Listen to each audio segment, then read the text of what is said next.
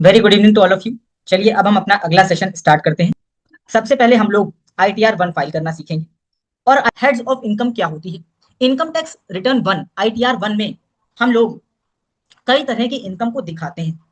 किस किस तरह की इनकम को हम लोग दिखाते हैं आज हम उसकी चर्चा करेंगे और किस किस हेड में दिखाते हैं।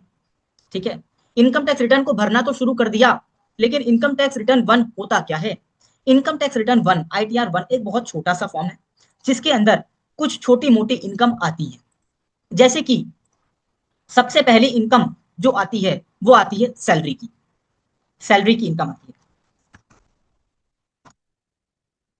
सैलरी की इनकम सैलरी की इनकम सैलरी की इनकम क्या होती है।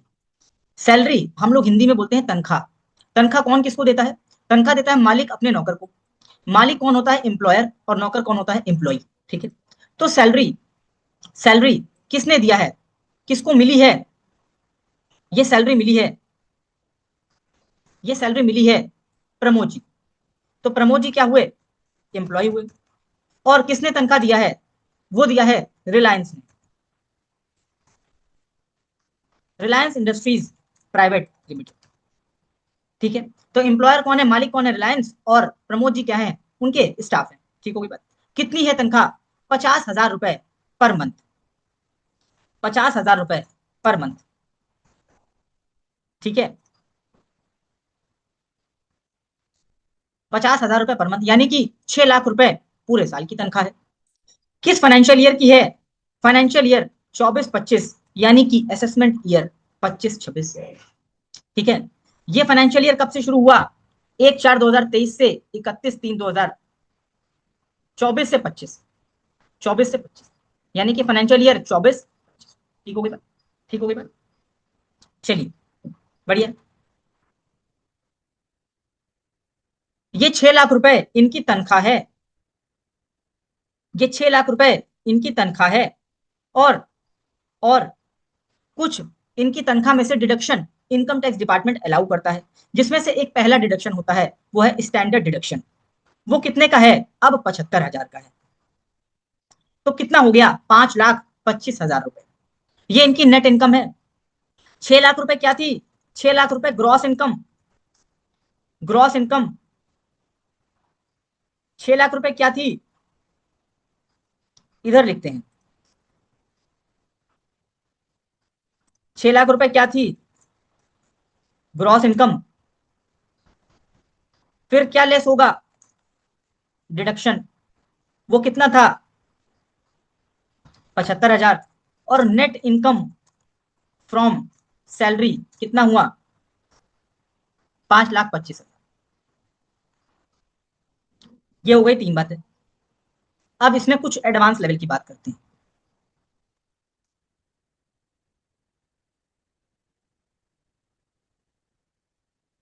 Income from to employer. मान लो मान लो कि प्रमोद जी के दो एम्प्लॉयर हैं। सर दो एम्प्लॉयर कैसे हो सकते हैं? हो सकते हैं। मान लो 1 अप्रैल 2024 से लेकर के 30 जून 2024 में उनके एम्प्लॉयर थे रिलायंस इंडस्ट्रीज। और उसके बाद 1 जुलाई 2024 से लेकर के 31 मार्च 2025 तक TCS में थे, टाटा कंसल्टेंसी सर्विसेज में, TCS में। ठीक है, तो मान लो पहले उनकी तनख्वाह थी 50,000 मल्टीप्लाइड बाई 3, 1.5 लाख रुपए। फिर उसके बाद ये तनख्वाह बढ़ करके 60,000 हो गई मल्टीप्लाइड बाई 9, 9 मंथ काम किया है। तो 60,000 इंटू 9 कितना हुआ? 5,40,000 रुपए। ग्रॉस सैलरी कितनी हुई? टोटल बताना।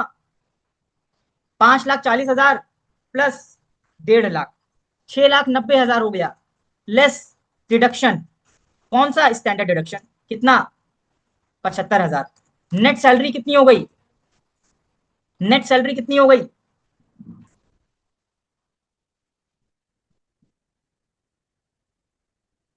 6,15,000। बोलो बात समझ में आई यहां तक?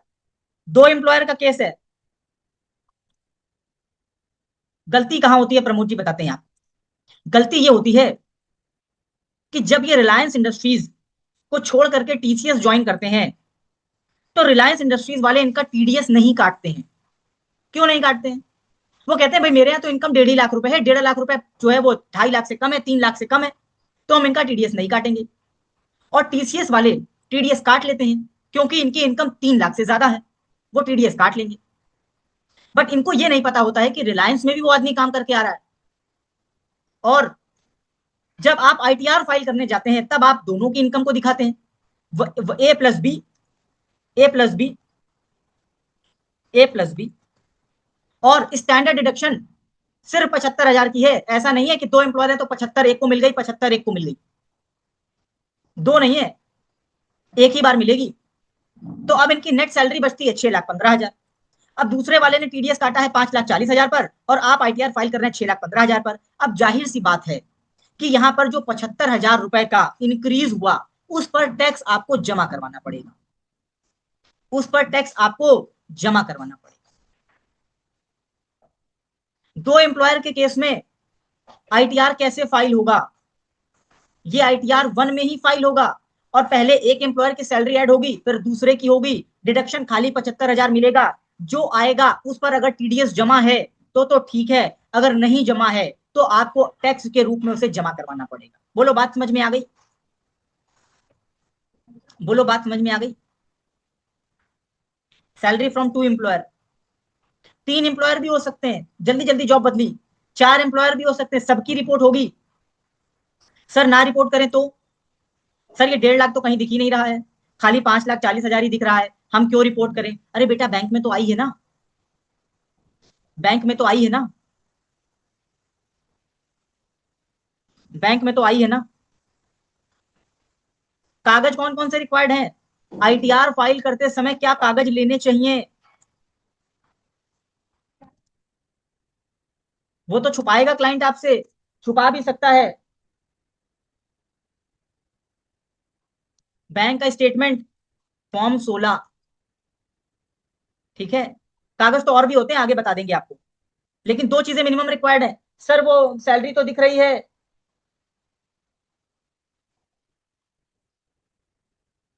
सर वो सैलरी तो दिख रही है, फिर क्यों मांगे बैंक का स्टेटमेंट?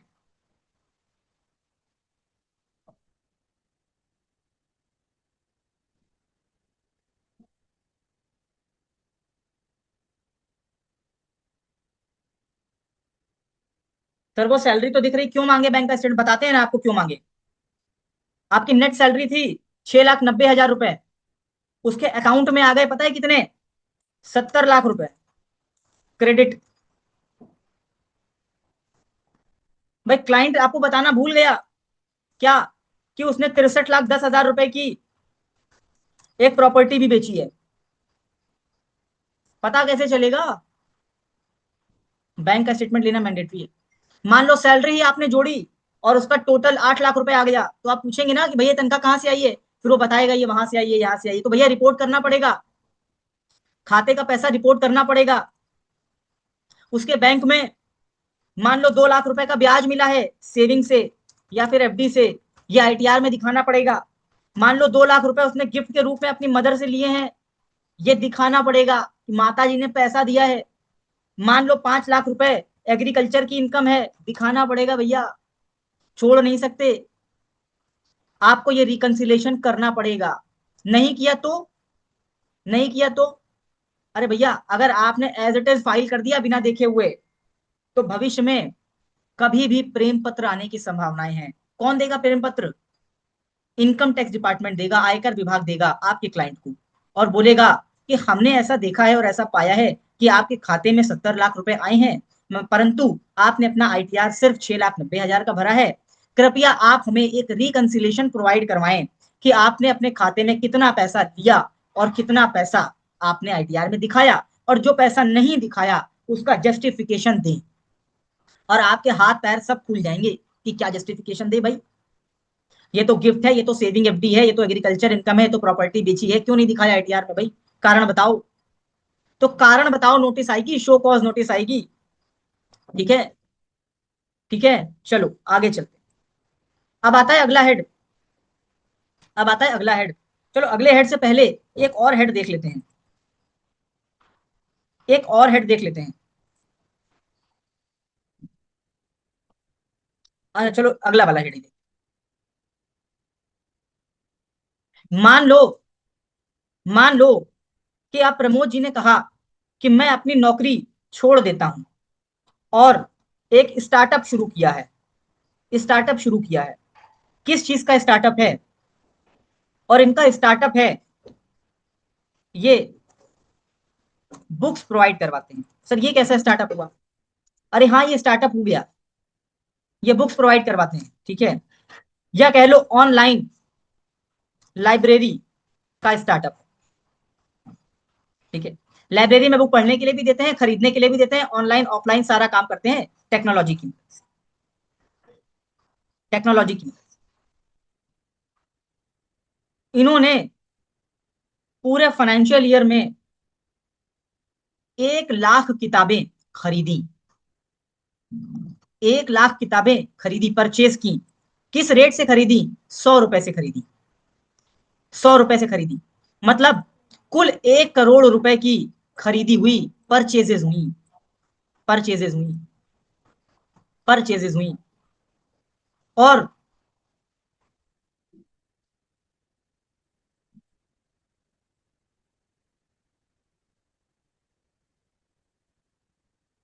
और सेल कितने की हुई?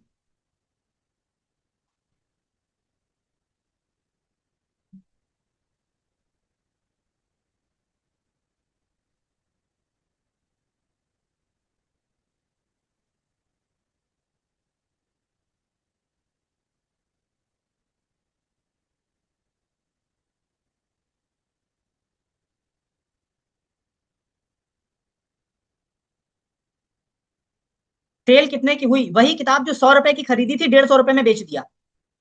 50% मार्जिन, 50% मार्जिन। इस मार्जिन को बोलेंगे ग्रॉस प्रॉफिट। मतलब डायरेक्टली सेल और परचेज करने से जो मुनाफा हुआ, उसे क्या बोलेंगे? Gross profit. तो कुल 1 लाख किताबें बेच दी, पूरी किताबें बेच दी। तो कितने की बेची? 1.5 करोड़ की बेच दिया। तो प्रॉफिट कितना हुआ? प्रॉफिट कितना हुआ? 50 लाख का प्रॉफिट हो गया भैया। 50 लाख का। एक किताब पर 50 रुपए का हुआ, और टोटल 1 लाख किताबें थी, तो 50 लाख का प्रॉफिट हो गया भैया। इसे क्या बोलेंगे? Gross profit. बोलो, यहां तक की बात समझ में आई? बोलो। इस 1.5 करोड़ को हम लोग टेक्निकल भाषा में बोलेंगे टर्नओवर। इस 1.5 करोड़ को बोलेंगे टर्नओवर या फिर सेल्स। और इस 50 लाख को बोलेंगे ग्रॉस प्रॉफिट। अगर 50 लाख पर सरकार टैक्स मांग ले, तो पता है कितना टैक्स बनेगा? 15 लाख रुपए। 30% का स्लैब है ना। सरकार कहे कि तुमने 1 करोड़ के का माल खरीदा और 1.5 करोड़ में बेच दिया, तो 50 लाख का मुनाफा हुआ, और 50 लाख के मुनाफे में 15 लाख रुपए मेरा हमें दो। 30% के हिसाब से स्लैब का रेट लगेगा। मान लो अभी कुछ पल के लिए मान लो कि 15 लाख रुपए का टैक्स आ गया। सरकार बोलती है 15 लाख रुपए दो, तुमने मुनाफा कमाया। तो प्रमोद जी क्या बोलते हैं? प्रमोद जी बोलते हैं, अरे रुको भाई रुको, अभी इसमें मैंने बिजली का बिल भी तो खर्च किया है। अभी मैंने इसमें एक स्टाफ रखा था, उसकी तनख्वाह भी तो नहीं दी है। मैंने जो जिस जिस मकान में मैं इस लाइब्रेरी को चला रहा हूं, उसका मैंने किराया नहीं दिया है। मैंने मैंने बैंक से कुछ लोन लिया था, उसका इंटरेस्ट का भी तो खर्चा है, उसका भी तो छूट दो। अभी मैंने अभी मैंने कुछ भाड़ा दिया है। भाई किताबें आई हैं, तो मैं कोई हवा में तो हनुमान जी बन के तो नहीं ले आया हूं। मैंने गाड़ी का यूज किया है, उसका फ्रेट दिया है। फिर मैंने उस किताबों को बेचने के लिए फ्यूल भी दिया है। कुछ मैंने प्रमोशनल एक्सपेंस भी किया है। मैंने एडवर्टीजमेंट भी करवाया है आसपास की जगहों पर। ऐसे ही थोड़ी ना 1.5 करोड़ की सेल हो गई है। ये सारा खर्चा मेरा करने में 10 लाख रुपए खर्च हो गए। खर्च हो गए, एक्सपेंस। अब कितना बचा? अब मेरा बचा नेट प्रॉफिट। कितना बचा? 5 लाख रुपए। कहता अब लगाओ इसके ऊपर टैक्स। अब लगाओ। अच्छा ओ सॉरी, रुक जाओ रुक जाओ, रुक जाओ बेटा रुक जाओ। मान लो ये सब करने में खर्च हुआ 45 लाख का। बिजली का बिल, स्टाफ, लोन का इंटरेस्ट, फ्यूल, फ्रेट, प्रमोशन, सब कुछ दिया। 45 लाख रुपए का खर्च कर लिया और प्रॉफिट कितना बचा? 5 लाख। 5 लाख कहते लगाओ अब इसके ऊपर टैक्स। सरकार कहती अरे ये कैसे कर लिया आपने? अरे हाँ कर लिया भाई। Gross profit 50 lakh, net profit 5 lakh. 5 lakh की इनकम 7 लाख से कम होती है तो कोई टैक्स नहीं देना है। आहा, 1.5 करोड़ की सेल, खूब दबा के कमाया, खूब दबा के खर्चा डाला, अब कोई टैक्स नहीं देना है। कोई टैक्स नहीं देना है। बोलो बात समझे? ये वाली जो बातें चलेंगी वो किस में चलेंगी? पीजीबीपी के हेड में चलेंगी, profit and gains from business and profession. ये बिजनेस का हेड है। और ये प्रमोद जी का बिजनेस है। जिस स्टाफ को ये तनख्वाह देंगे वो स्टाफ अपनी सैलरी दिखाएगा अपने सैलरी के हेड में, लेकिन ये अपना आईटीआर भरेंगे पीजीबीपी के हेड में। अब आते हैं अगले हेड पर। अभी हम हेड का ओवरव्यू दे रहे हैं बस। अभी हम सिर्फ हेड का ओवरव्यू दे रहे हैं। अभी हम अंदर की कोई बात नहीं कर रहे। अभी हम सिर्फ एक हेड का ओवरव्यू दे रहे हैं, इसलिए कि आप हेड चुनने में गलती मत कर जाओ। हेड को चुनने में गलती मत करना। मैं बताऊंगा भी कैसे गलती होगी, एडवांस लेवल में मैं बताऊंगा। अभी पहले बेसिक बता देता हूं, फिर आपको जब एडवांस लेवल में जब मिक्स करके सारा पढ़ाएंगे तब बताएंगे गलती होती कहाँ है। बताते हैं गलती होती कहाँ है। एक है मिस्टर दिमाग वाला। इनके पास बहुत दिमाग है। इनके पास बहुत दिमाग है।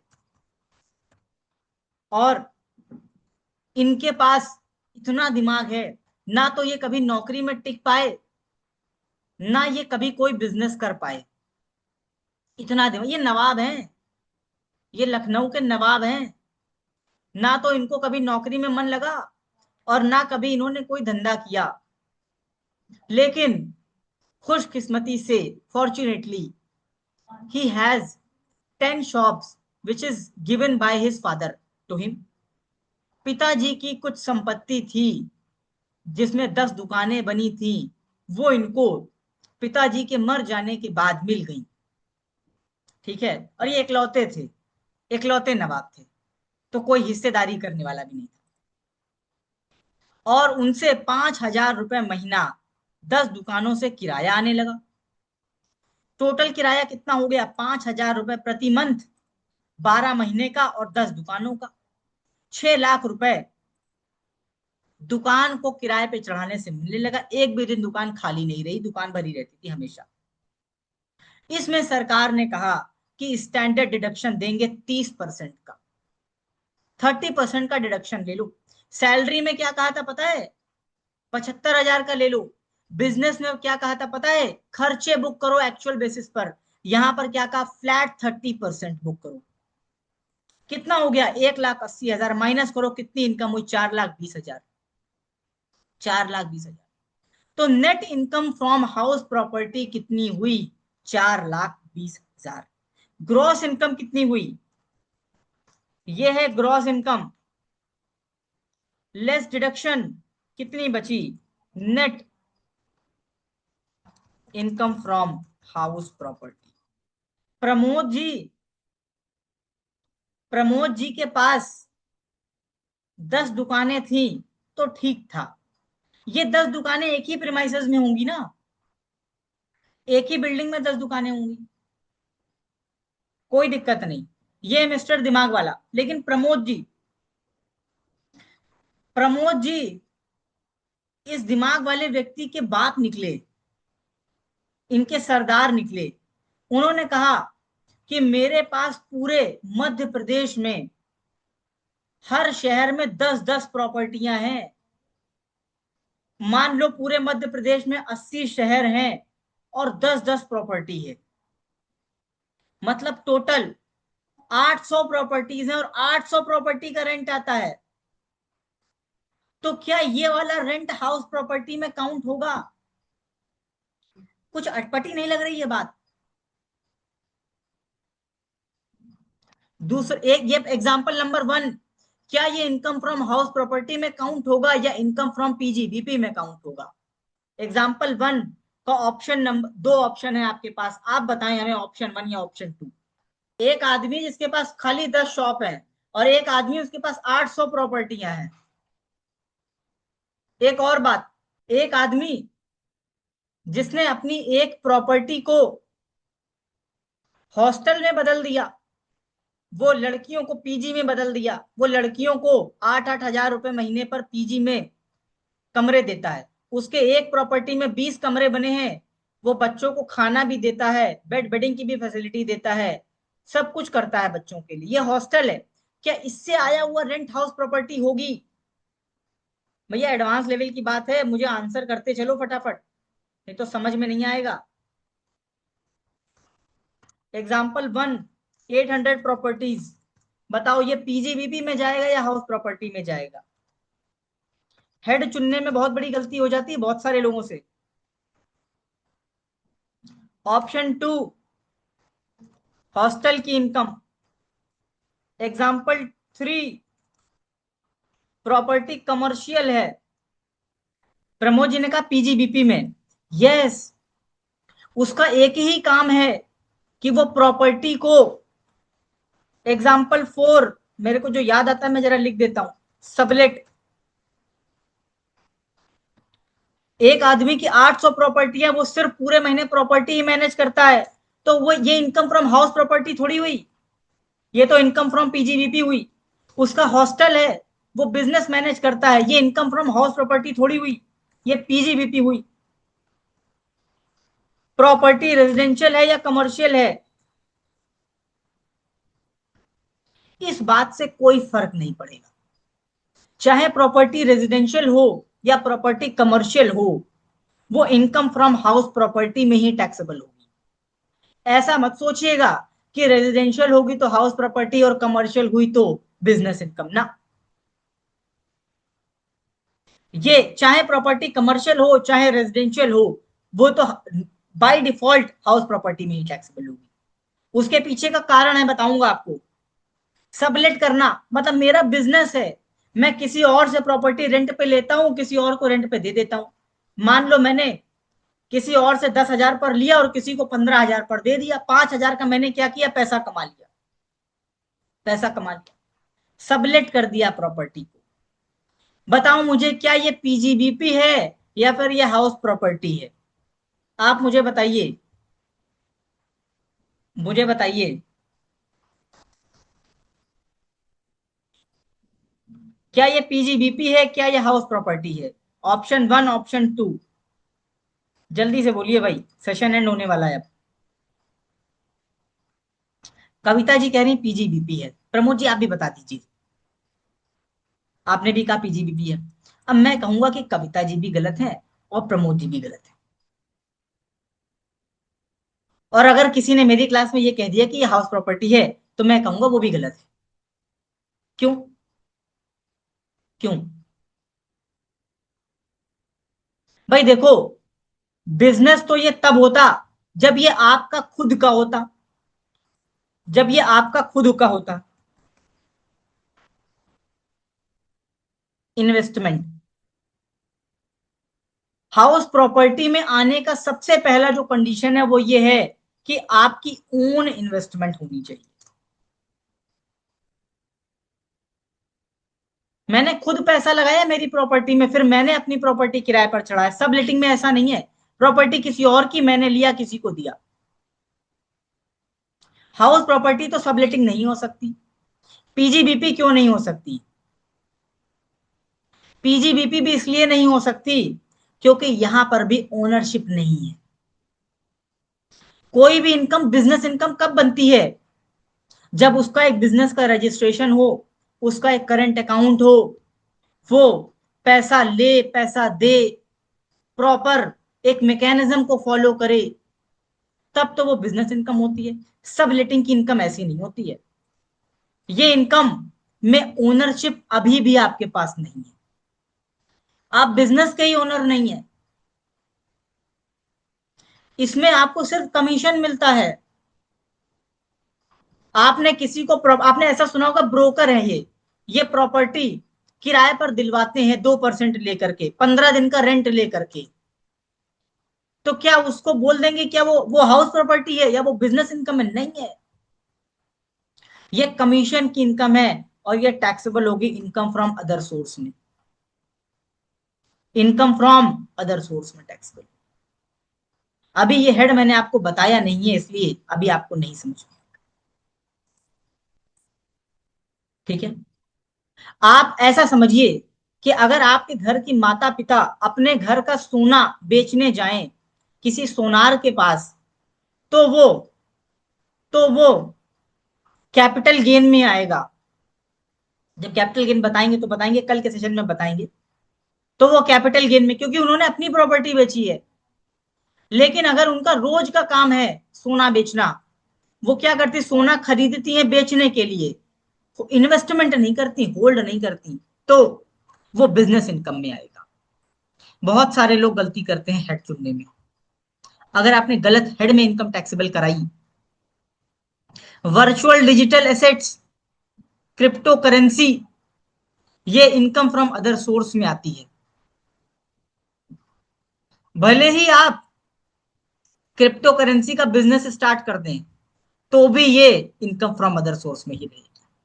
सर ये ऐसा उलझा हुआ कैसे मामला है? बेटा एक्ट ने बताया है ऐसा, एक्ट ने ऐसा बताया है। अगर आपके एक्ट में क्या लिखा है, एक्ट में ये थोड़ी लिखा है ऐसे, एक्ट में ये लिखा है कि अगर वो during the normal course of business है तो वो पीजीबीपी है।